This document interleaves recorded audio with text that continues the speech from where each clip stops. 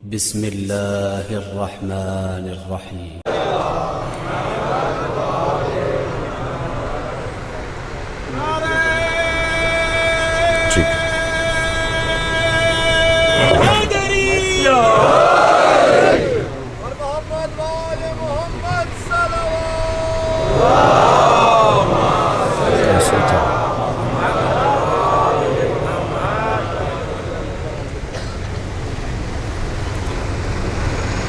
فاتحة.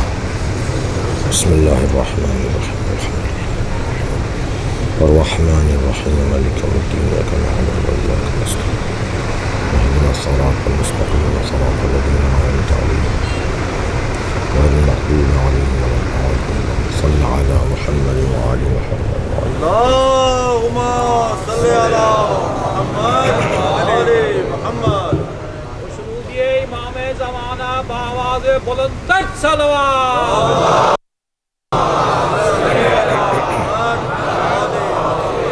اعوذ باللہ من الشیطان الرجیم. بسم اللہ الرحمن الرحیم. الحمد للہ الذی لا یبلغ مدحته القائلون ولا يحصي نعماءه العادون ولا يعطي حقه المجتهدون الذي ليس لصفته حد محدود ولا نعت موجود ولا وقت معدود ولا أجل ممدود فطر الخلائق بقدرته ونشر الرياح برحمته.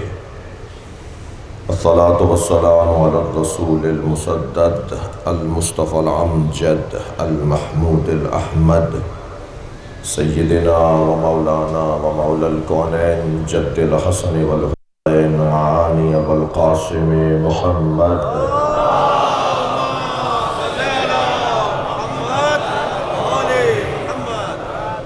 وآله الطيبين الطاهرين المعصومين الذين قال الله إنما يريد الله ليذهب عنكم الرجس أهل البيت ويطهركم تطهيرا.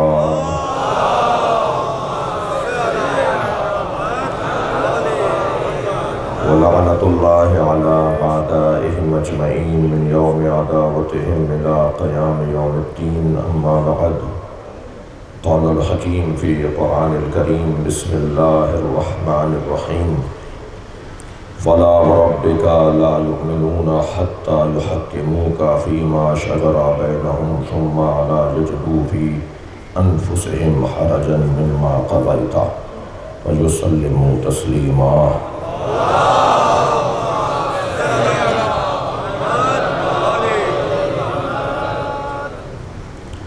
سورہ مبارکہ نساء کی 65ویں آیت. ایک مرتبہ پھر اس آیت کا ترجمہ تبرکاً تیمناً سماعت فرمائیں گے. فلا وربك لا يؤمنون حتى يحكموك فيما شجر بينهم. بس اے میرے حبیب تمہارے رب کی قسم کہ وہ مومن ہی نہیں کہلایا جائے گا جو اپنے اختلافات میں تمہیں حکم نہ مانے. ثم لا یجدوا فی انفسہم حرجا. اور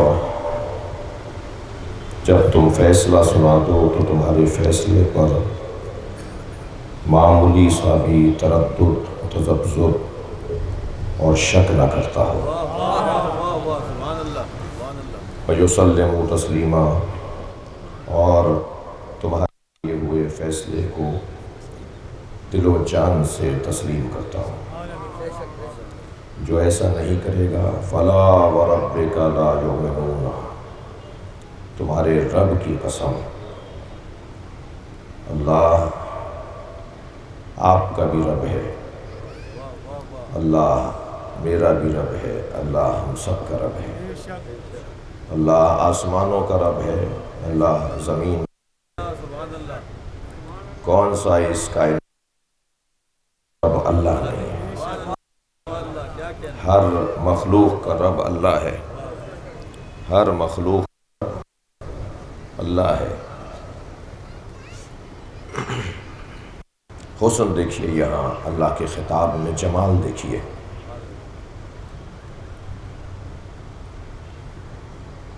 مثال ہے اور صرف مثال۔ ہمارے پاکستان بنانے والے معمار ہماری گلی میں رہتے ہیں، مثال دے رہا ہوں، اتنا پرانا نہیں ہوں۔ ہمارے گلی کی، معاف کیجیے، نالی وہاں سے سیوریج کا نظام خراب ہو گیا۔ ہم نے ان سے کہا کہ اسے بنوا دیجئے، انہوں نے بنوا بھی دیا، بہت جلدی کام کروا دیا۔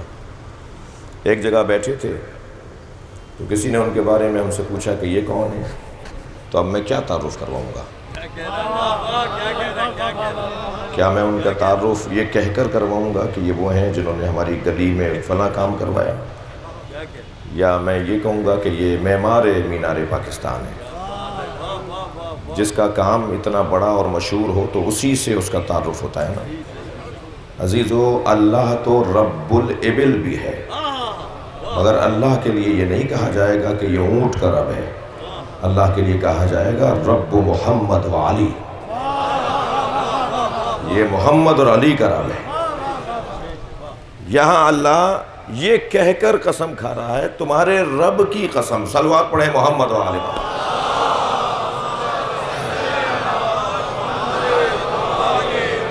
تمہارے رب کی قسم، توجہ، تمہارے رب کی قسم کہ وہ مومن ہی نہیں ہے جو تمہیں اپنے مشاجرات، اپنے اختلافات میں حکم نہ مانے۔ اور صرف حکم ماننا کافی نہیں ہے، سیاسی شخصیات تشریف فرما ہیں، قومیات کے لوگ بیٹھے ہوئے ہیں، شہر چلانے والی شخصیات تشریف فرما ہیں۔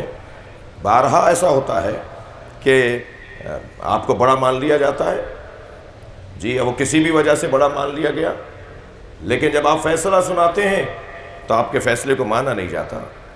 تو ایسا حکم مفید قرار نہیں پائے گا جس کے فیصلے کو تسلیم نہ کیا جائے۔ اب قسم کھا کر، اپنے رب ہونے کی قسم کھا کر کہ تیرے رب کی، اے محمد تمہارے رب کی قسم ہے کہ وہ مومن ہی نہیں ہے جو تمہارے فیصلے کو تسلیم نہ کرتا ہو۔ خالق کائنات نبی کے فیصلوں کو نافذ کروائے گا۔ میں اور لفظ کو بدل کے اور مفہوم کو ذرا روشن کروں۔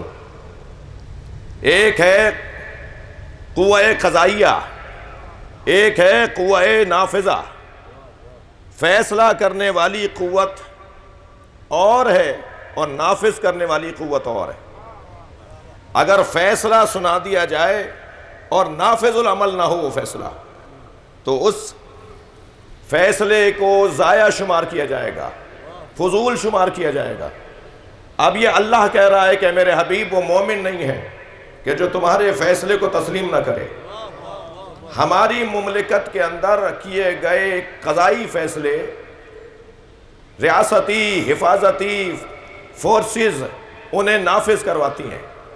عزیزان گرامی، یہ بولنے والا اللہ ہے، وہ قدرت رکھنے والا ہے کہ اگر چاہے تو ایک کنکر آسمان سے اترے گا اور اللہ کے فیصلے کو، مصطفیٰ کے فیصلے کو ایسے نافذ کروائے گا کہ قیامت تک کے لیے عبرت بن جائے گی۔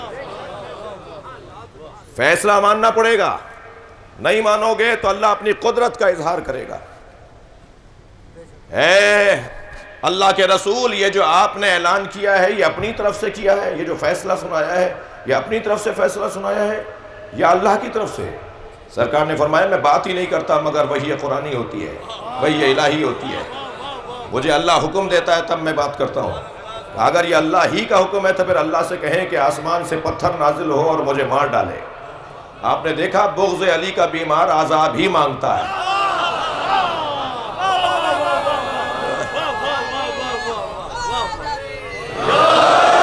اور پھر سأل سائل بعذاب واقع، قرآن کہہ رہا ہے وہ نبی وما كان ليعذبهم وانت فيهم، اللہ آپ کی امت پر عذاب کو نازل نہیں کرے گا اے مصطفیٰ کیونکہ آپ ان کے درمیان ہیں۔ قاعدہ یہ ہے کہ نبی کے ہوتے ہوئے آسمانی اور زمینی عذاب نہیں آئے گا. اور اسی قرآن کے اندر یہ آیت موجود ہے کہ ایک شخص نے ایک شخص نے کہا کہ پھر کہیے کہ آسمان سے حجر پتھر نازل ہو جو مجھے معذب کر دے، مجھے عذاب میں مبتلا کر دے. قرآن پکار کر کہہ رہا سأل سائل بعذاب واقع. ایک سائل نے مانگا عذاب اور وہ عذاب آیا. دونوں آیتوں کو کیسے جوڑیں گے؟ ایک آیت تو کہہ رہی ہے کہ میرے نبی آپ کیونکہ ان کے درمیان ہیں اس لیے میں عذاب نازل نہیں کروں گا، اور اسی قرآن کی آیت کہہ رہی ہے کہ ایک سائل نے عذاب مانگا اور عذاب آیا. بھائی یہ اصطلاح سیاسی لوگ تو مجھ سے زیادہ جانتے ہیں کہ استثناء بھی تو کچھ ہوتا ہے. سب جگہ کے لیے قاعدہ یہ ہے، لیکن اگر بیت اور اہل بیت کے خلاف کوئی بولے گا تو کبھی ابابیل کا لشکر آئے گا اور کبھی آسمان سے پتھر آئے گا. صلوات پڑھیں محمد و آل محمد.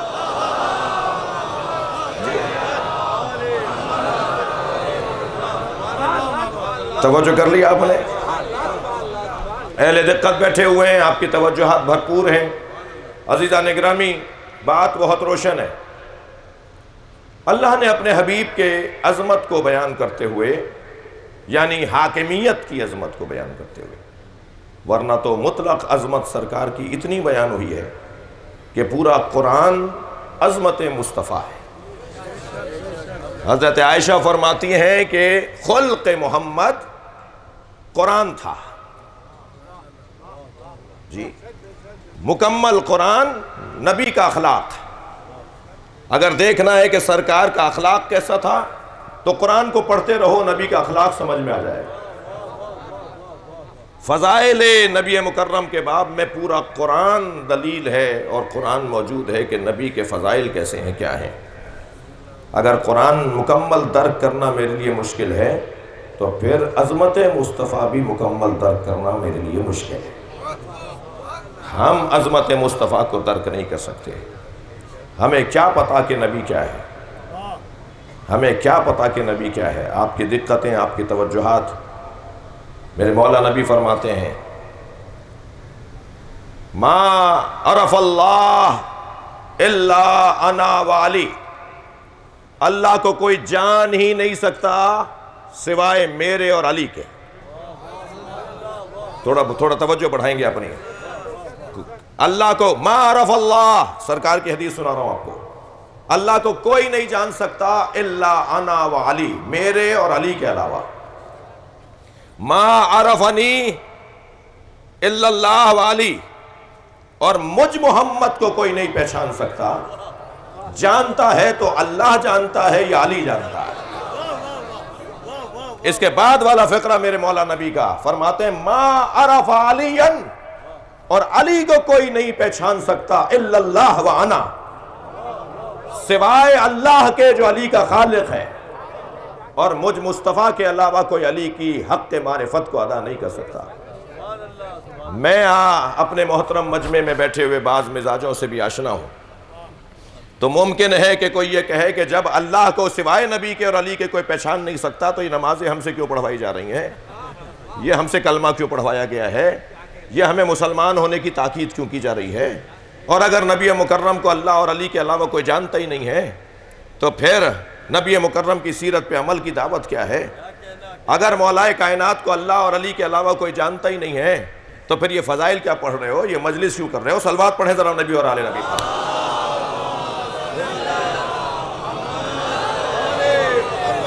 تو حدیث مبارکہ مصطفیٰ بہت روشن ہے.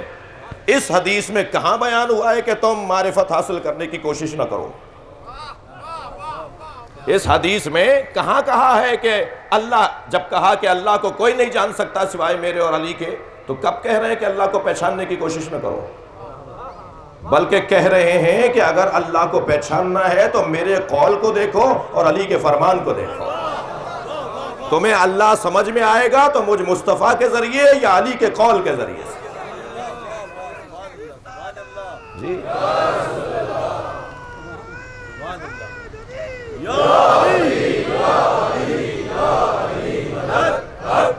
مجھے پہچاننا چاہتے ہو تو قرآن پڑھو، ما عرفنی الا اللہ والی، مجھے کوئی نہیں جان سکتا سوائے اللہ کے، جانتا ہے تو اللہ جانتا ہے۔ تو قرآن پڑھو تاکہ مجھے پہچانو، اللہ کا کلام پڑھو اور علی سے پوچھو کہ میں کیا ہوں۔ اور علی کو کوئی نہیں جان سکتا تو اس کا یہ مطلب نہیں ہے کہ یہ سارے کام بند کر دو، علی کے بارے میں بات ہی نہیں کرو، جو پہچان ہی نہیں سکتے۔ نہیں، تم قرآن پڑھو تو تمہیں علی سمجھ میں آئے گا، تم نبی کا فرمان پڑھو تو تمہیں علی سمجھ میں آئے گا۔ یعنی اگر میں یوں کہہ دوں کہ ہمیں اگر معرفت الہی حاصل کرنی ہے تو ہمیں یا نبی سے سمجھنا ہوگا کہ اللہ کیا ہے، یا علی سے سمجھنا ہوگا۔ اور یہی محنت ہے، ان مجلسوں کا یہی حاصل ہے، یہی مطلب ہے، یہی مقصد ہے۔ شوق ذوق سے، دل سے اور انتہائی خضوع خشوع کے ساتھ، خالص نیت کے ساتھ آپ فرش پر بیٹھے ہوئے ہیں۔ آپ میں سے بہت سو کو میں جانتا ہوں، اور جن کو نہیں جانتا ان میں بھی ایک بڑی تعداد ہے کہ جن کا مزاج زمین پہ بیٹھنے کا نہیں ہے۔ جی، صوفے، گدے، تکیے، مسندوں کی جب عادت ہو جاتی ہے تو بہت مشکل ہوتا ہے وہ 1 گھنٹہ بھی زمین پہ بیٹھنا۔ لیکن عزیزان گرامی، آپ دیکھ رہے ہیں کہ قربتاً اللہ بیٹھ رہے ہیں، دل جھکا کر آئے ہیں، گردن نوڑا کر آئے ہیں، جوتیاں اتار کر آئے ہیں۔ خبردار، یہاں آنے والا اپنی ذات کی نفی کرتا ہے تبھی تو مولائی کہلاتا ہے۔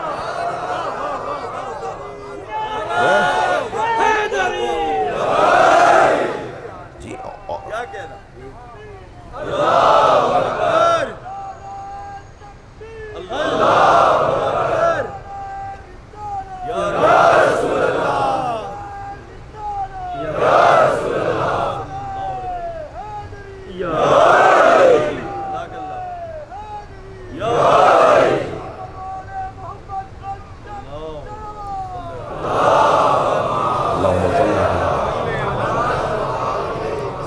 توجہ کر لی میرے عزیزوں، آپ کی توجہات بھرپور ہیں، اور واہ،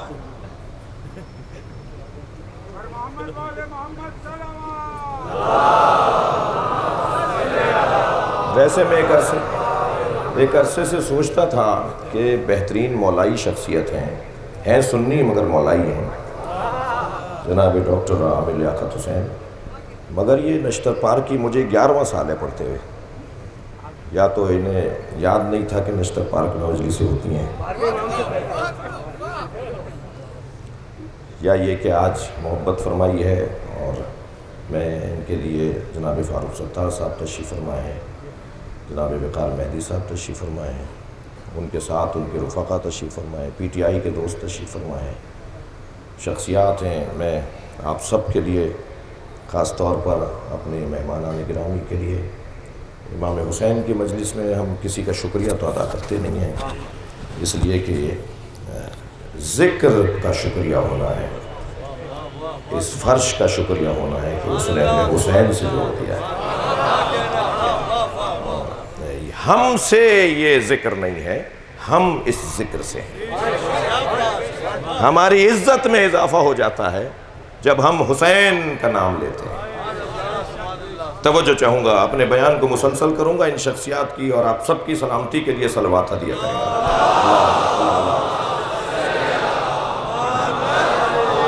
آپ اس سے بہتر صلوات ہدیہ کر سکتے ہیں۔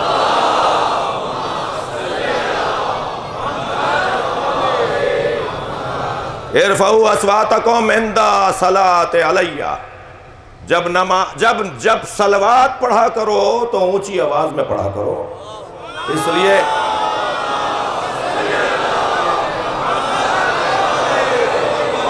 یہ نبی کا فرمان، سرکار کا فرمان سنایا ہے میں نے آپ کو۔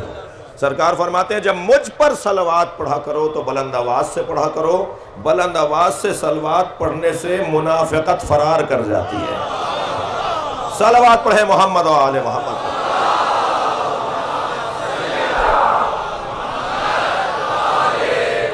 بہت اچھا ہوا اہل ذوق تشریف فرما ہے، اور میں جس آج مضمون کو سوچ کر آیا ہوں وہ آپ کا یقیناً اس سے ذوق میل کھائے گا اور مطابقت رکھے گا۔ گفتگو یہاں تک تھی کہ یوں تو پورا قرآن اخلاق مصطفیٰ ہے، حضرت عائشہ کا قول میں نے ابھی سنایا، پورا قرآن اخلاق مصطفیٰ ہے، اور مگر فضائل کے باب میں جب ہم تلاش کرنے نکلیں گے تو ہم ایک آیت پر بھی اگر ساری زندگی رکے رہیں تو ہم اس آیت کی گہرائی، اس کی ظہور اور اس کی تعویل کا حق ادا نہیں کر سکتے۔ حضرت ابو ذر غفاری تشریف لاتے تھے، مولا علی کھڑے ہو جاتے تھے، یعنی خاص احترام تھا حضرت ابو ذر غفاری کا مولا کے نزدیک۔ تو کسی نے پوچھا صحابی محترم نے کہ یا علی، آپ حضرت ابو ذر کا احترام نسبتاً معمول سے ہٹ کر فرماتے ہیں۔ فرمانے لگے یہ قرآن کی 10 آیتوں کے فقیہ ہیں، اگر قرآن کی 10 آیتوں کا کوئی فقیہ ہو جائے تو وہ اتنا سچا ہو جائے کہ زمین نے اس سے زیادہ سچے کا بوجھ نہیں اٹھایا اور آسمان نے اس سے زیادہ سچے پہ سایہ نہیں کیا۔ جو 10 آیتوں کا فقیہ ہو جائے وہ ابو ذر غفاری ہے۔ علی مکمل قرآن ہے، مصطفیٰ کا اخلاق قرآن ہے۔ تو یہ ایک بحث مکمل اور ایک بڑی حسین بحث گفتگو جو آج میں ارادہ رکھ کے آیا تھا وہ یہ کہ قرآن میں 3 جگہ پروردگار عالم نے اپنے نبی کی حاکمیت کا اس انداز سے حکم نازل کیا ہے۔ ارشاد ہوا وَمَا آتَاكُمُ الرَّسُولُ فَخُذُوهُ، جو میرا رسول دے وہ لے لو، وَمَا نَهَاكُمْ عَنْهُ فَانْتَهُوا، اور جس سے تمہیں منع کرے اس سے رک جاؤ۔ میرے رسول کو اپنا حاکم مانو، میرا نبی جو تمہیں دے وہ لو، اور میرا نبی جس سے تمہیں روک دے اس سے رک جاؤ۔ یہ سورہ مبارکہ حشر ہے۔ سورہ مبارکہ نساء میں ارشاد ہو رہا ہے النبی اولیٰ بالمؤمنین من انفسہم، میرا نبی، یہاں نبی پر الف لام ہے، اہل دقت ہیں، عربی گرامر اور قرآن کیونکہ عربی میں ہے، حدیث کیونکہ عربی میں ہے، لہٰذا عربی گرامر میں جتنا میرا ذوق بڑھے گا، یعنی آپ کا ہمارا ذوق بڑھے گا، اتنا فہم قرآن اور فہم حدیث بڑھتا چلا جائے گا۔ یہاں نبی کے اوپر الف لام لگا ہوا ہے تو ہر نبی مراد نہیں ہے، مطلق نبی مراد نہیں ہے، یعنی ترجمہ یہ نہیں کروں گا کہ سارے نبی اولیٰ بالمؤمنین من انفسہم، سارے نبی مومنین پر ان سے زیادہ حق رکھتے ہیں، اس لیے کہ نبیوں میں حضرت موسیٰ اور حضرت خضر کا قصہ بھی اسی قرآن میں ہے، اور بہت سارے دلائل دیے جا سکتے ہیں۔ یہاں مراد مطلق نبی نہیں ہے، یہاں مراد نبی آخر، نبی خاتم، آخری نبی، ہمارے اور آپ کے نبی، اللہ کا محبوب نبی، مطلوب نبی، مقصود نبی، اللہ کا عاشق نبی، اللہ کا معشوق نبی، وہ نبی جس کی وجہ سے اللہ نے یہ ساری کائنات بنائی ہے۔ یہاں مراد نبی آخر ہیں، نبی آخری، ہمارے نبی، النبیو، میرا پیارا نبی، میرا مطلوب نبی، الف لام تعریف ہے، میرا یہ پیارا نبی اولیٰ بالمؤمنین من انفسہم، مومنین پر ان سے زیادہ حق رکھتا ہے۔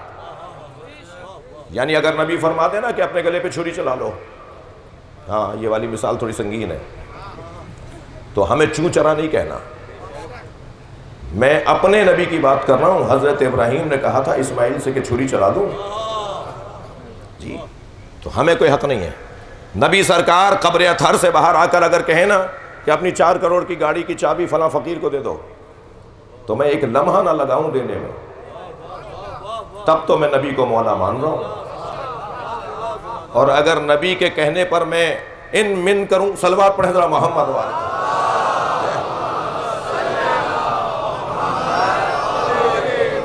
تو قرآن کی اس آیت کے مطابق مومن کم سے کم نہیں ہو۔ النبی اولیٰ بالمؤمنین من انفسہم، مومنین پر ان کی جانوں سے زیادہ حق رکھتا ہے۔ وَأَزْوَاجُهُ أُمَّهَاتُهُمْ، اور نبی کی زوجائیں امت کی مائیں ہیں۔ عزیزو، بہت روشن آیت، بہت واضح آیت۔ ہم اہل قرآن ہیں، ہم تاریخ کو قرآن سے جوڑ کر دیکھتے ہیں۔ اگر قرآن مجید حاکم مانا جاتا ہے تو ہمیں قرآن کی حکومت کو ماننا ہے۔ یہ مجمع ان علی کے مولائیوں کا مجمع ہے، جس علی نے بی بی کو 40 سواروں کے ساتھ مدینہ بھیجا تھا، اور جب مدینہ پہنچی بی بی تو بی بی نے کہا کہ مجھے چھوڑنے کے لیے مرد آئے ہیں، تو سب نے نقابیں اتاری تو 40 کی 40 عورتیں تھیں۔ فرمایا علی نے آپ کی حفاظت کا خیال بھی کیا ہے، آپ کی آبرو کا خیال بھی کیا ہے۔ صلوات پڑھے محمد و آل محمد۔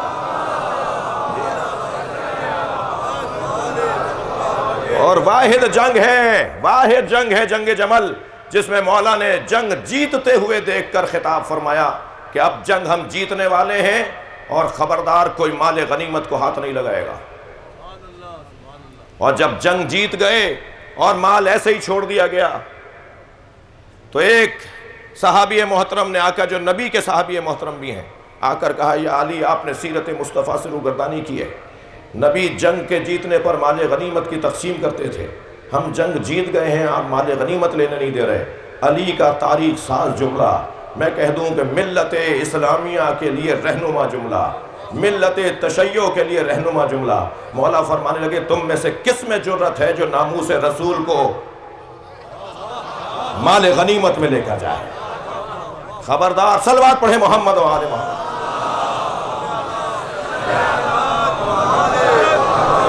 یہ ہمارے لیے بہت روشن پیغامات ہیں اور بہت ازواجہ امہاتہم، یہ دوسرا حکم کہ نبی حاکمیت رکھتے ہوں۔ اور تیسری آیت یہی جو میں روزانہ آپ کے سامنے تلاوت کر رہا ہوں، فَلَا وَرَبِّكَ لَا يُؤْمِنُونَ حَتَّى يُحَكِّمُوكَ فِي مَا شَجَرَ بَيْنَهُمْ ثُمَّ لَا يَجِدُوا فِي أَنفُسِهِمْ حَرَجًا مِّمَّا قَضَيْتَ وَيُسَلِّمُوا تَسْلِيمًا۔ یہ آیت یہ نبی کے حاکم ہونے کے لیے دلیل ہے۔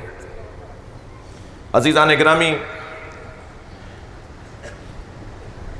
دو جگہ مولا علی کو خاص مبارکباد دی ہے مولا کے کارنامے پر۔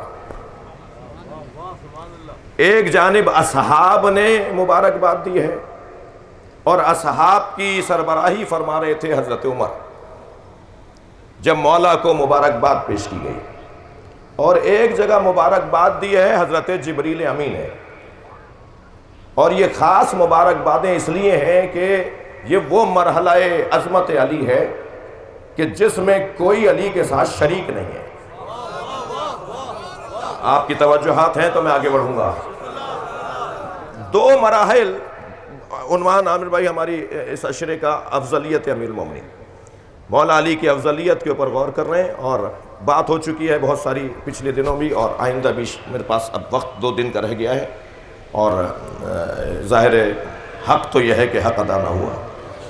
یہ ہو ہی نہیں سکتا کہ ہم 10 دن کے اندر جس میں وہ بھی بر صغیر کی خطابت کہ جس کے اندر ہمیں موضوعاتی کشکول پڑھنا ہوتا ہے، جی یہ مدرسے کی گفتگو تو ہو نہیں رہی کہ ایک کتاب کا متن کھولیں گے اور اس کے اوپر گفتگو ہو جائے گی۔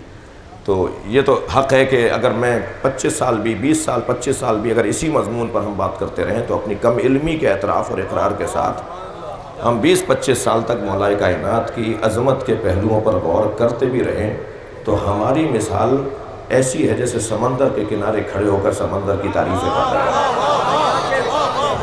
ہمیں کیا پتہ اس کی گہرائی کیا ہے،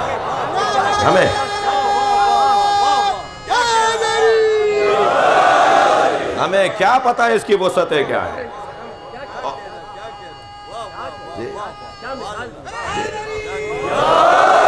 اور ہم میں کہاں دم ہے کہ اس سمندر میں اتر سکیں؟ اگر اس سمندر میں اترنے کا کوئی دعویٰ کر سکتا ہے تو وہ جبریل ہے یا سلمان فارسی ہے۔ اللہ اکبر۔ لہذا بات بہت روشن ہے، 2 جگہ وقت تنگ ہوتا جا رہا ہے، 2 جگہ مولا علی کو خاص مبارکبادیں دی گئی ہیں ان کی عظمت پر۔ اس بحث میں جانے سے گریز رکھیں، آپ دلائل دیں، خود بخود بات روشن ہوتی چلی جائے گی۔ دلائل دیتے چلے جائیں، بات روشن ہوتی چلی جائے گی، مقایسہ کرنے کی کوئی ضرورت ہی نہیں ہے۔ ہندوستان میں یوم حسین ہو رہا، جناب خواجہ نظام الدین ثانی خطاب کرنے آئے، مجمع شیعوں کا تھا، خطیب سنی تھے، خطاب کرتے ہوئے کہنے لگے سنو میں سنی ہوں مگر تفضیلی سنی ہوں۔ اور تفضیلی سنی میرے بچے جانتے ہیں تفضیلی سنی کسے کہتے ہیں۔ اگر میں لمبی گفتگو کروں گا تو بہت بڑی بات ہو جائے گی، صرف ایک جملہ کہتے ہیں، تفضیلی سنی علامہ اقبال کو کہتے ہیں۔ خود ان کے 2 مصرے، خود علامہ اقبال کے 2 مصرے میں نے ان کے بیٹے سے بھی سنے مرحوم سے، اور ان کے پوتے سے بھی، میں نے کہا تم دہراؤ۔ علامہ اقبال کے پوتے سے بھی میں نے کہا جی آپ سنائیں وہ 2 مصرے جو ان کے تفضیلی سنی ہونے کے 2 مصرے ہیں۔ جی ہے ان کی طبیعت میں تشیع بھی ذرا سا۔ بھائی تھک رہے ہیں آپ میری باتوں سے؟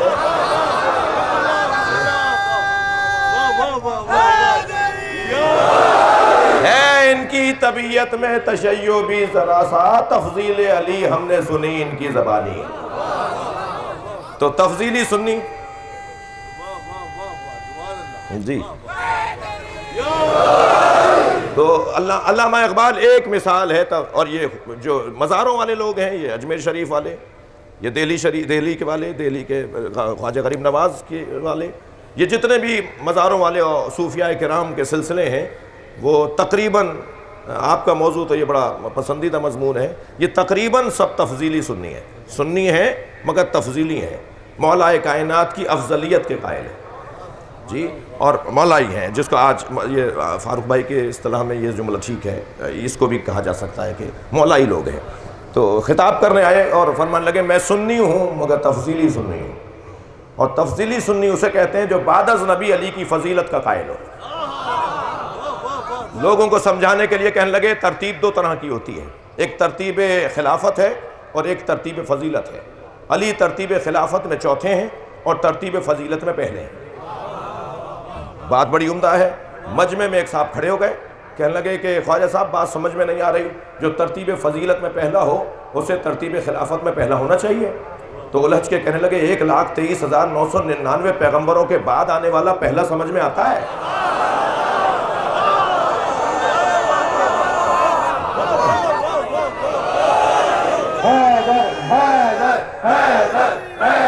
مل کر جواب دیجیے، مل کر.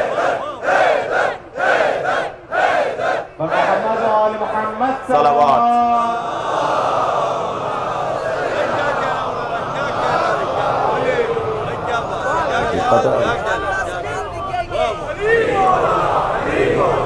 میرے لیے یہ خاص آج لگا دیا ان دوستوں نے.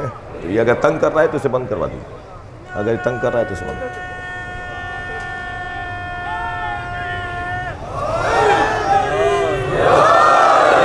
بھائی مضمون دوبارہ آپ کے حوالے کر رہا ہوں. 2 جگہ مولا کائنات کو مبارکبادیں دی گئی ہیں مولا کے عنوان فضیلت پر.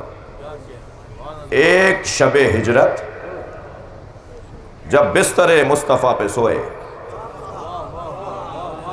اللہ اکبر، اردو میں مجلس پڑھ رہا ہوں، کہا جاتا ہے کہ چادر دیکھ کر پیر پھیلاؤ. سرکار نبی کی چادر میں آئے ہیں. میں ایک جملہ کہہ رہا ہوں، علی وہ نہیں ہے جو چادر دیکھ کر پھیلائے، پیر پھیلائے. یہ چادر ہے جو علی کو دیکھ کر بڑی ہو جائے گی.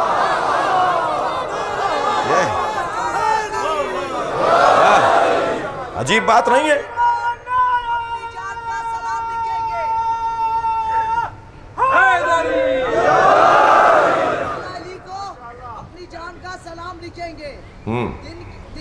دن میں حضرت عباس کا نام لکھیں گے، دل میں. کاش مل جائے ہمیں آسمانوں کی حکومت، ستاروں کے بدلے یا علی تیرا نام لکھیں گے. عقیدت مندوں کا مجمع ہے اور یہ کیفیت تو رہے گی، آپ کو تھوڑا سا برداشت بھی کرنا پڑے گا. گفتگو آگے بڑھانا چاہ رہا ہوں. چادر یمنی میں، کسائے یمنی میں نبی آئے تو ان پہ پوری. فرمایا اماں، امام حسن نے فرمایا اماں مجھے نانا کی خوشبو آ رہی ہے. اچھا اہل ولا بیٹھے ہیں، یہ خوشبو ایسی ہے جو اس کے سونگھنے کے لیے شام میں بھی کچھ اور چاہیے. ہر آدمی یہ خوشبو نہیں سونگھ پائے گا. فرمایا اماں مجھے نانا کی خوشبو آ رہی ہے. فرمایا چادر کے اندر ہے. اور فرمایا تھا کہ مجھے چادر لا کے دے دو، میں بدن میں ضعف محسوس کر رہا ہوں. جی آرام کرنے آئے تھے، بی بی روک دیتی مگر جانے دیا نواسے کو. کچھ دیر بعد امام حسین آئے، اماں نانا کی خوشبو آ رہی ہے. فرمایا تمہارے بھائی حسن کے ساتھ چادر میں ہے. جا کر اجازت مانگی، نبی نے اجازت دی، امام حسین بھی چادر میں آ گئے. روک دیتی کہ نانا آرام کرنے آئے. کچھ دیر بعد مولا علی آئے. سیدہ مجھے اپنے بھائی اللہ کے رسول کی خوشبو آ رہی ہے. فرمایا آپ کے دونوں بچوں کے ساتھ چادر میں ہیں. روک دیتی آرام کرنے آئے ہیں. مولا علی نے اجازت مانگی، چادر میں آ گئے. خود کو تو پتا تھا فرض محال کو فرض کر رہا ہوں.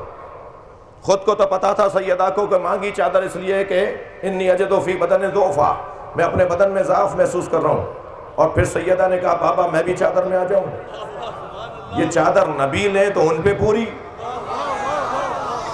پنجے تن آ جائیں تو ان پہ پوری، تو بھائی مانو جو ان سے منسوب ہو جائے وہ نور ہو جاتا ہے، ان کے نور ہونے کا کیا مقام ہوگا؟ صلوات پڑھیں محمد و آل محمد۔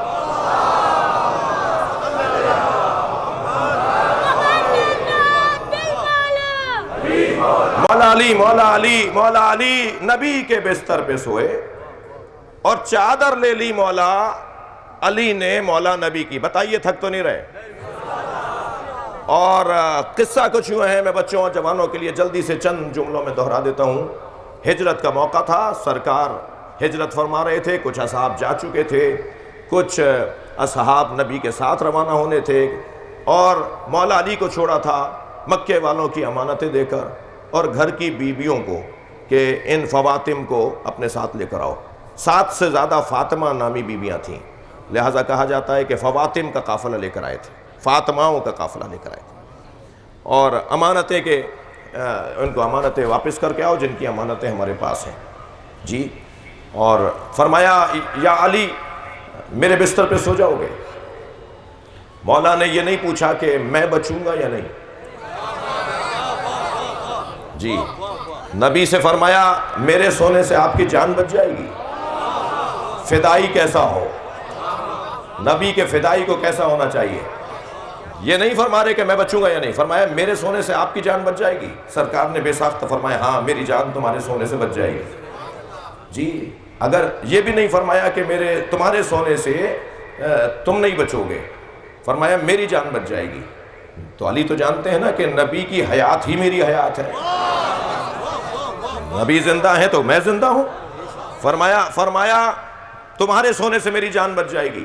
تو آپ سنیں گے تاریخ ابدیت میں سجدہ شکر کی بنیاد مولا علی نے ڈالی ہے، نعمت پر اللہ کا شکر ادا کرنے کی بنیاد سجدے کی صورت میں، زبان سے تسبیح سے تو انبیاء کرام ادا کرتے رہے، لیکن سجدے کی کیفیت میں سجدہ شکر جو آج آپ ادا کرتے ہیں نعمت کے ملنے پر، اس کی بنیاد مولا علی نے ڈالی ہے۔ بھائی حضرت اسماعیل ذبح نہیں ہوئے، آج تک ذبیح اللہ کہلاتے ہیں۔ مولا کائنات اور حضرت اسماعیل کی عظمت کا بات سنیے، جب حضرت ابراہیم نے فرمایا نا کہ میں نے یہ خواب دیکھا ہے کہ تمہارے گلے پہ چھری چلا رہا ہوں، تو کیا کہا حضرت اسماعیل نے کہ بابا فافعل ما تؤمر، وہی کیجئے جو آپ کو حکم دیا گیا ہے، ستجدونی انشاءاللہ مع الصابرین، آپ مجھے صابروں میں پائیں گے۔ وہاں حضرت اسماعیل نے فرمایا کہ آپ مجھے صابروں میں پائیں گے، یہاں علی کہہ رہے ہیں کہ میں شاکروں میں ہوں۔ صبر مصیبت پر کیا جاتا ہے، شکر نعمت پر کیا جاتا ہے۔ صلوات پڑھیں محمد و آل محمد۔ مقام اور میرے مولا نے بستر پر چادر لے کر محو استراحت، فرماتے ہیں اہل ولا بیٹھے، فرماتے ہیں جیسی سکون کی نیند مجھے شب ہجرت آئی، زندگی بھر کبھی سویا نہیں تھا۔ تلواروں کا سایہ ہے، پورے گھر کو گھیرا ہوا ہے مشرکوں نے، اور ایک قبیلہ بھی نہیں آیا ہے۔ اہل تاریخ جانتے ہیں، مطالعہ کرنے والے، جب قبائل میں گفتگو ہوئی کہ محمد کو کیسے ماریں گے، کہ وہ قبیلہ مارے گا تو علی بدلہ لے گا، وہ قبیلہ مارے گا تو بنی ہاشم بدلہ لیں گے، تو کہا پھر ایسا کرو ہر قبیلے کے چند لوگ لو، یہ 24 قبیلوں سے کیسے لڑیں گے؟ 25 قبائل تھے قریش میں، ایک بنی ہاشم، یہ 24 قبیلوں سے کیسے لڑیں گے؟ لہٰذا سب مل کر مارنے چلو۔ اتنا بڑا اجتماع، اتنا بڑا جملہ ایک تنقیدی جملہ کہہ رہا ہوں، اتنا بڑا اتحاد۔ بھائی ہر اتحاد اچھا نہیں ہوتا، خبردار ہر اتحاد کو مطلوب نہ سمجھو، دیکھو اتحاد کس نقطے پر ہے۔ اگر نقطہ اتحاد مطلوب ہے تو اتحاد مطلوب، اور اگر نقطہ اتحاد غیر مطلوب ہے تو اتحاد مطلوب نہیں ہے۔ سب جمع ہو کر آئے ہیں مولا نبی کو مارنے کے لیے، اور یہاں اطمینان قلب دیکھیے کہ سکون سے سو رہے ہیں بستر پر، اور ایسے سو رہے ہیں کہ جیسے کبھی نیند ہی نہیں آئی۔ ولائی لوگوں کو لیے ایک اور ہدیہ ولایت اور مولائیت مولا، جو اپنے اوپر تسلط رکھے اسے علی کہا جاتا ہے۔ بھائی نیند آپ کے میرے ہاتھ میں نہیں ہے کہ جب چاہوں سو جاؤں، نیند اپنے وقت پہ آئے گی، عادت کے مطابق آئے گی، لیکن جب چاہے سو جائے۔ علی اس اللہ کی آیت کو کہتے ہیں جو انتہائی سردی میں بھی گرم لباس نہیں پہنتا تھا اور میدان جہاد میں زرہ پہن کے نہیں جاتے تھے، میدان جہاد میں خود پہن کر نہیں جاتے تھے۔ علی کا بدن اللہ نے اپنی آیت بنا دیا تھا۔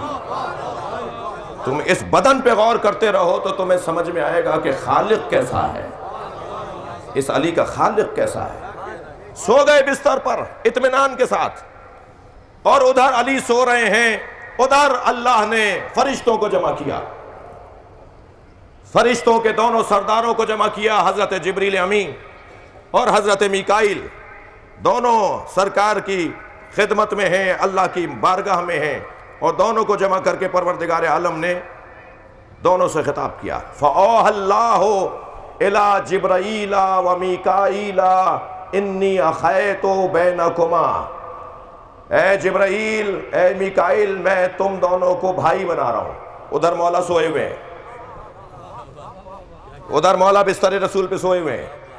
جبریل اور میکائیل کو بلا کر کہا، اے جبریل، اے میکائیل، انی آخیت بینکما، میں تم دونوں کے درمیان برادری کا رشتہ بنا رہا ہوں۔ وجعلت عمر احدکما اطول من الاخر، اور ایک کی عمر میں دوسرے سے زیادہ کرنا چاہتا ہوں۔ ایکم یوسر صاحبہ بالحیات، کون ہے تم دونوں میں سے جو اپنی زندگی دوسرے کو دے دے؟ بھائی تھوڑا توجہ بڑھائیے،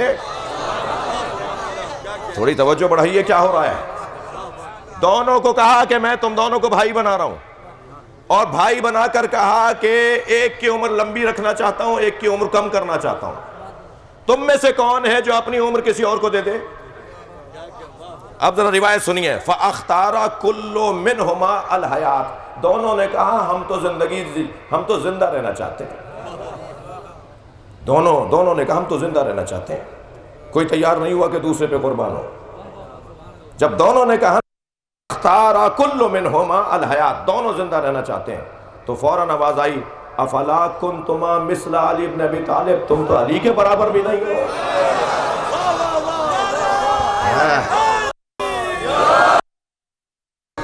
تم میں تو کوئی بھی علی کے برابر نہیں ہے۔ ارے بھائی انہیں جا کر کہہ دو جو رضی اللہ کرم اللہ علیہ السلام میں الجھے ہوئے ہیں۔ سارا عالم اسلام جبریل کو علیہ السلام کہتا ہے جو علی کے برابر نہیں ہے۔ صلوات پڑھے محمد و آل محمد۔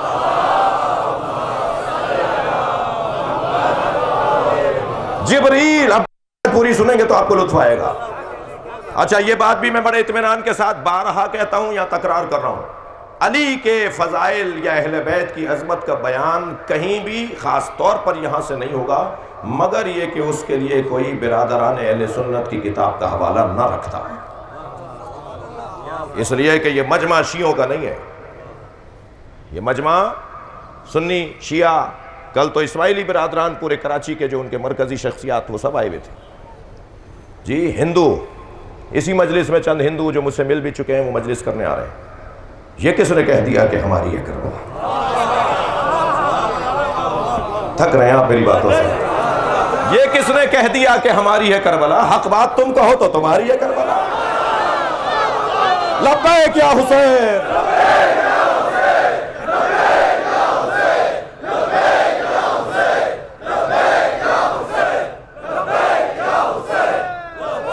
بلند تر صلوات۔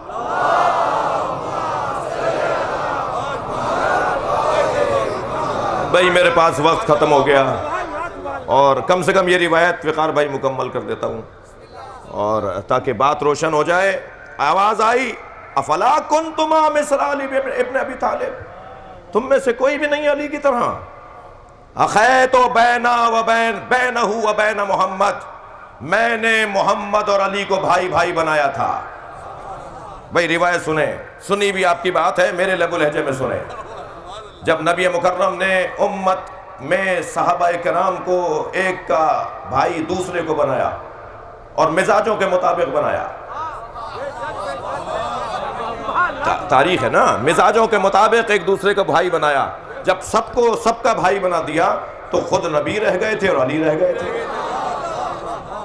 تو مولا کائنات کی طرف دیکھا جب سب بھائی بھائی ہو گئے. ایک لمبی داستان ہے, ایک لمبی روایت ہے کہ کس کو کس نام بھی آئے ہیں, کہ ایک مرتبہ مولا کائنات کی طرف دیکھ کر کہا یا علی تم سوچ رہے ہو انا اخرتک لے نفسی, میں نے تمہیں مؤخر اس لیے رکھا ہے کہ تم ہی تو میرے بھائی ہو. یا علی انت اخی فی الدنیا والآخرہ, یہ جو بھائی بھائی بنے ہیں یہ دنیا میں بنے, مگر تم جو میرے بھائی ہو دنیا میں بھی ہو اور آخرت میں بھی ہو. اللہ اعلان کر رہا ہے کہ میں نے اخیت بینہ و بین محمد, علی اور محمد کو بھائی بھائی بنایا تھا. فبعث علی فراشہ ویفدیہ نفسہ, تم دیکھ رہے ہو کہ علی اپنے بھائی پر قربان ہو گیا اور میرے اپنے بھائی کے بستر پہ لیٹ گیا. تو کہا یا اللہ کیا ماجرا ہے, کہ ذرا دیکھو زمین پر کیا ہو رہا ہے, دیکھو ذرا فرش پر کیا ہو رہا ہے. نبی کے بستر پہ علی لیٹے ہوئے ہیں.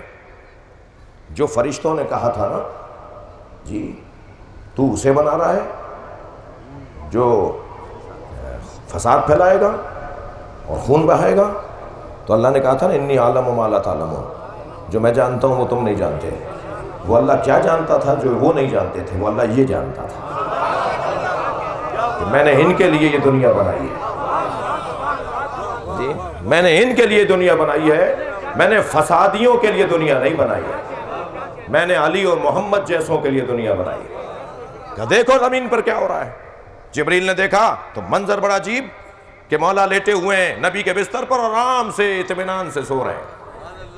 تو آواز آئی پروردگار عالم کی, جاؤ جا کر علی کے سرہانے اور پائتی کھڑے ہو جاؤ, اب اس کی حفاظت تم کرو گے. آسمان سے جبریل امی اور میکائیل نازل ہوئے مولا علی کی حفاظت کے لیے. نیچے پہنچے, سرہانے کھڑے ہو گئے حضرت جبریل امی, پائتی کھڑے ہو گئے حضرت میکائیل, اور اس کے بعد علی حالت منام میں جبریل کی آواز سن رہے ہیں. بہت دیر لگائی میں نے یہ مبارکباد سنانے میں. جبریل کی حالت منام میں آواز سن رہے ہیں, بخن بخن یبنا ابی طالب, مبارک ہو ابو طالب کے بیٹے, ابو طالب کے بیٹے آپ کو مبارک ہو. یباہی اللہ بکا, اللہ آسمان پر آپ کے لیے فخر کر رہا ہے. صلوات پڑھیں محمد و آل محمد.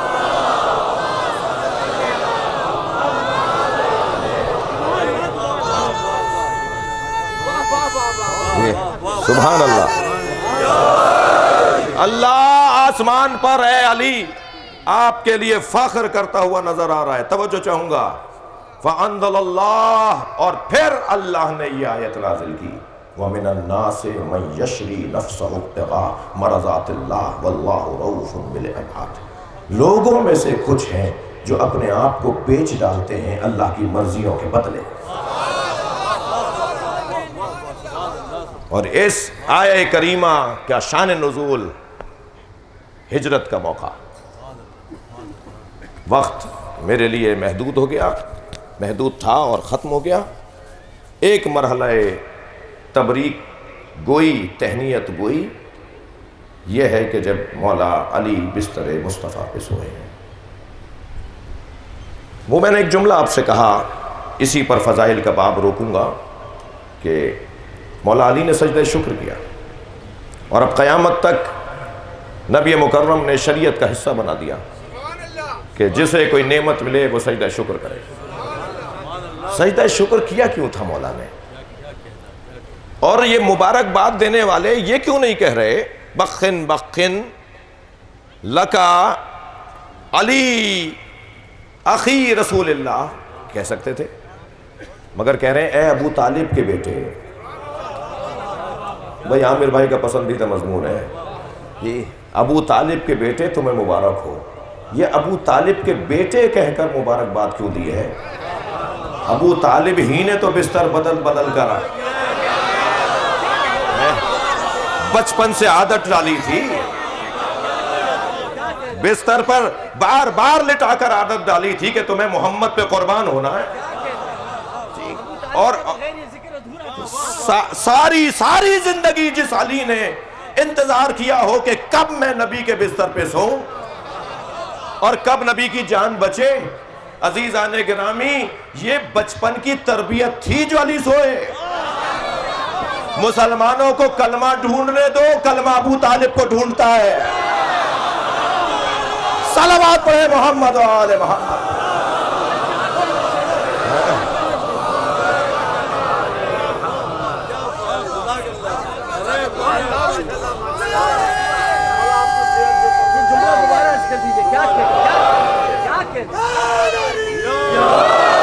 जो कहे ना कि हमें अबू तालिब का कलमा नजर नहीं आ रहा। इतना बड़ा मजमा बैठा है, आपने कलमा कब पढ़ा है? आप बताइए, आपने कब पढ़ा है कलमा? आप बताइए। फारूक भाई ने कब पढ़ा? मैंने कब पढ़ा? जो पैदाइशी मुसलमान हो उनसे पूछा जाएगा।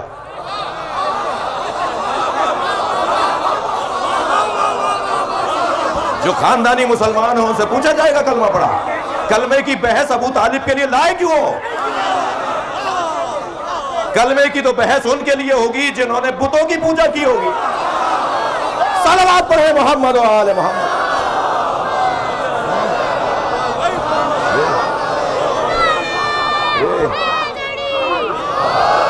अजीजाने गिरामी, जो आपसे कहे कि कलमा नजर नहीं आ रहा, उससे कह दो कलमा अबू तालिब को ढूंढ रहा है। जब अबू तालिब कहेंगे, जब नबी अल्लाह ने नबूवत करेंगे। बड़े जिगर की बात है, मुझे आमादा कर रहे हैं, एक मरहला और आगे आ जाओ। बड़े जिगर की बात है अपने गोद के पाले को अपना मौला बोलना, अपना सैयद बोलना। जाओ दावत जुलशी पूरा सुनो। बार बार खड़ा हो जाता था अबू लहब कि मैं आज बात नहीं करने दूंगा, और 2 दिन तो दिया कि इनको भी तो हक के खुद इरादियत है, इन्हें भी तो आज़ादी बयान है। और जब 2 दिन तक आज़ादी बयान का मौका मिल गया तो आज़ादी बयान की भी तो कोई होती है। तो 3 दिन गरिबान पकड़ कर पटखा और नबी की तरफ देखकर कहा, कुम या सैयदी व मौलाई। ये हजरत अबू तालिब का जुमला है। खड़े हो जाओ मेरे सैयद, मेरे मौला। व कुल मा शेता, जो चाहो बोलो, मैं बैठा हूं तुम्हारी हिमायत के लिए। जो अपने बच्चे को सैयद बोले, जो अपने पाले हुए को मौला बोले, उसका कलमा ढूंढते हो।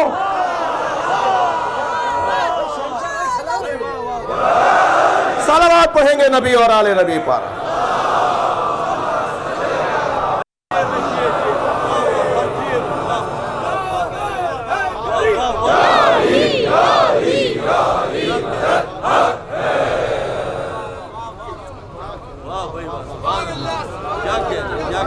पिछले दिनों एक नात हो गई हमसे। हज़रत अल्लामा अकील ग़रवी ने मिस्रा भेजा लंदन से, कहा जी यहाँ एक महफिल रख रहे हैं। जूम पर महफिल थी, नातिया महफिल थी। तो उन्होंने फरमाया कि इस मिसरे पे कहिए। तो उस नात में, उस कलाम में 2 मिसरे मेरे मज़मून हैं, मतलब ही सुनाऊंगा। मगर जहाने हुस्न से ये इनकलाब हो ना सका। भाई नहीं सुनेंगे, शेर है अभी। जहाने हुस्न से ये इनकलाब हो ना सका, मोहम्मद अरबी का जवाब हो ना सका। मोहम्मद अरबी का, हुसैन अली साहब हो, मोहम्मद अरबी का जवाब हो ना सका। हकीकतन, जो मेरे मतलब का, जो मेरे मजमून का शेर, हकीकतन अबू तालिब के लाडले के सिवा। भाई नात हो और हजरत अबू तालिब का जिक्र ना हो। नात का मुजीदी हजरत अबू तालिब के जात। हकीकतन अबू तालिब के लाडले के सिवा कोई भी मिसले रिसालत मुआब। सलावत पढ़े मोहम्मद व आले मोहम्मद।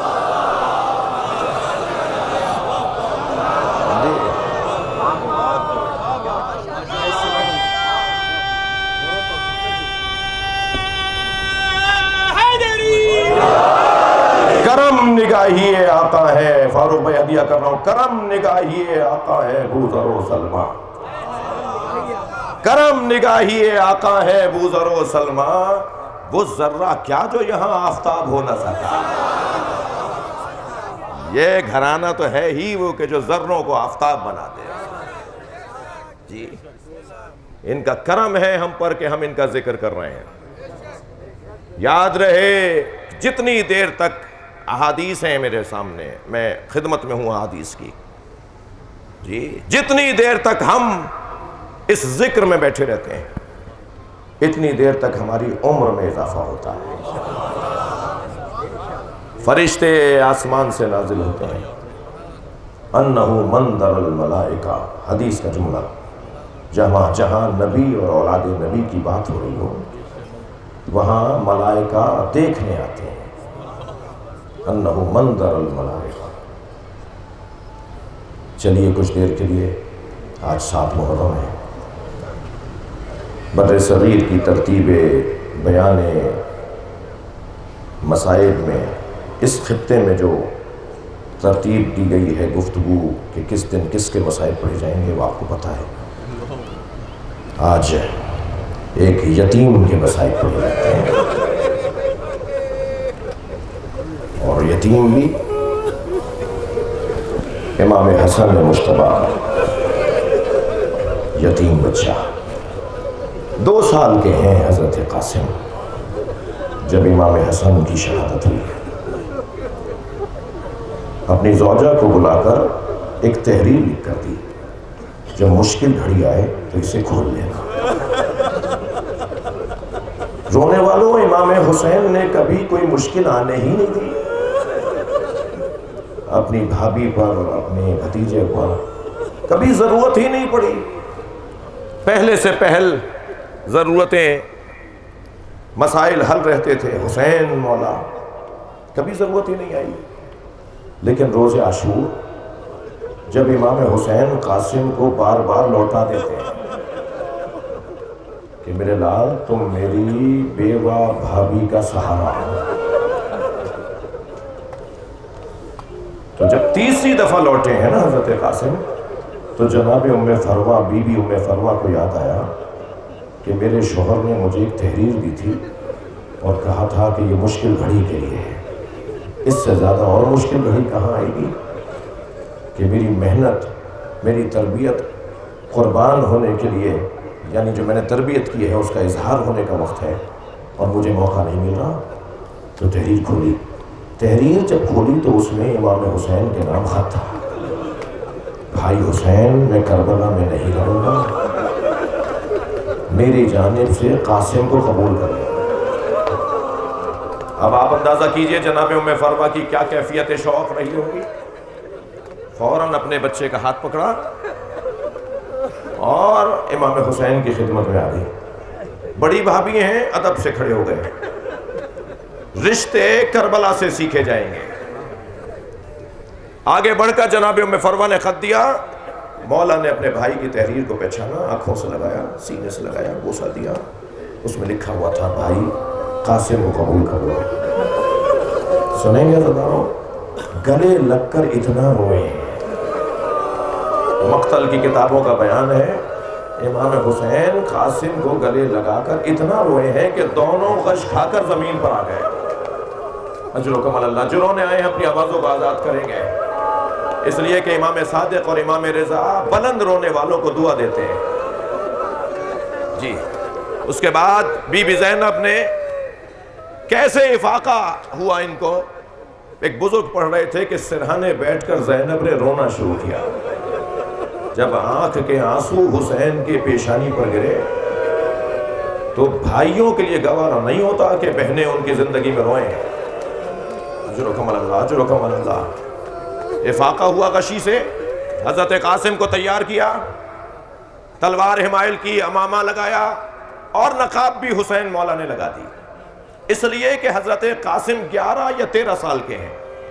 یہ 11 سال کے مجاہد کا چہرہ اس پہ بچپنا ظاہر تھا، اور حسن و جمال میں ایسے تھے کہ جب شام سے کٹے ہوئے سروں کا قافلہ گزرنے لگا تو ایک قیافہ شناس چہروں کو دیکھ دیکھ کر تبصرے کر رہا تھا اس نے جب مختلف شہداء کے سروں پر تبصرے کر لیے تو اپنے دوستوں کو آواز دے کر کہنے لگا ادھر آؤ ایک سر اور دکھاتا ہوں، اور جناب قاسم کے سر کو دیکھ کر کہنے لگا کف القتل قمر، چاند جیسا ٹکڑا ہے، جیسے چاند کا ٹکڑا ہو۔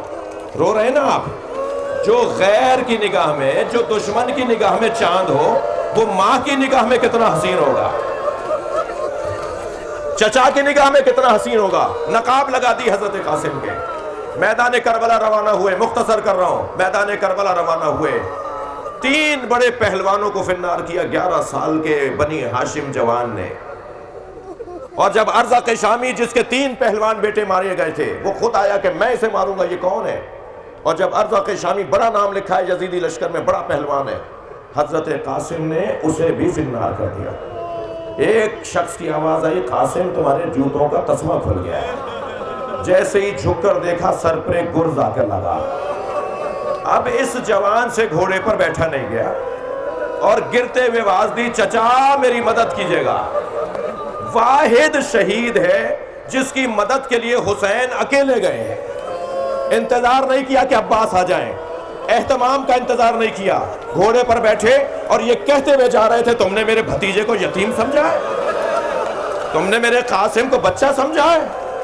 فوج اشقیہ یہ سمجھی کہ حسین نے حملہ کر دیا، یہاں کے گھوڑے وہاں اور وہاں کے گھوڑے یہاں، رونے والوں 2 بدن پامال ہوئے کربلا میں، ایک حسین کا بدن، ایک قاسم کا بدن، مگر حسین شہادت کے بعد پامال ہوئے، قاسم زندگی میں پامال ہوئے۔ حسین پہنچے بھتیجے کے لاشے پر اور ایک مرثیہ پڑھا تمہارے چچا کے لیے بڑا گرا ہے، تم مدد کے لیے پکارو اور تمہارا چچا مدد نہ کر پائے۔ عزادارو ابا بچھا کے ٹکڑے جمع کیے، اللہ اللہ مصیبت، گٹھڑی اٹھا کر لائے اپنے بھتیجے کے بدن کی۔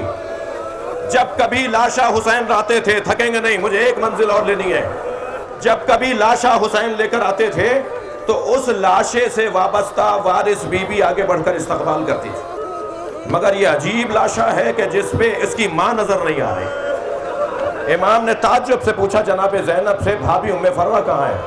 کہا جب قاسم کی شہادت کی خبر آئی تھی تو بھابھی پشت خیمہ پہ چلی گئی تھی، اب جا کے پشت خیمہ پر کیا دیکھا؟ پیشانی سجدے میں ہے اور جناب ام فروہ تسبیح پڑھ رہی ہے، شکران شکرا یا اللہ تیرا کرم ہے تو نے میری قربانی قبول کر لی۔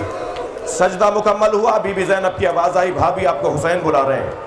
آئی وہاں جہاں لاشا رکھا ہوا تھا، اپنے بچے کا پامال لاشا دیکھا اور امام حسین کی طرف سر اٹھا کر دیکھا اور فرمایا بھائی حسین مجھے قاسم کا خون بھرا کرتا چاہیے۔ ماں کی آرزو تھی، امام نے کچھ نہیں کہا۔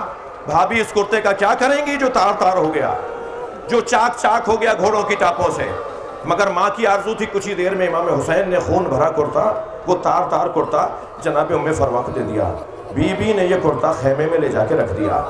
عصر عاشور خیمے لوٹے، قافلہ کوفہ سے شام گیا، شام میں اسیر رہا، اسیری سے رہائی کے موقع پہ تبرکات واپس آئے، چادریں آئیں، زیورات آئے، جو لوٹے گئے تھے وہ چیزیں واپس آئیں۔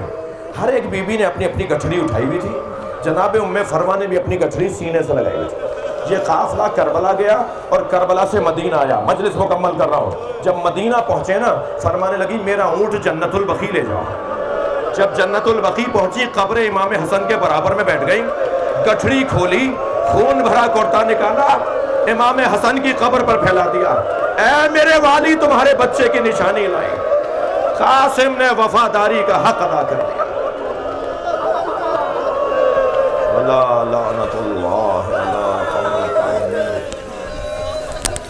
فسیعلم الذین ظلموا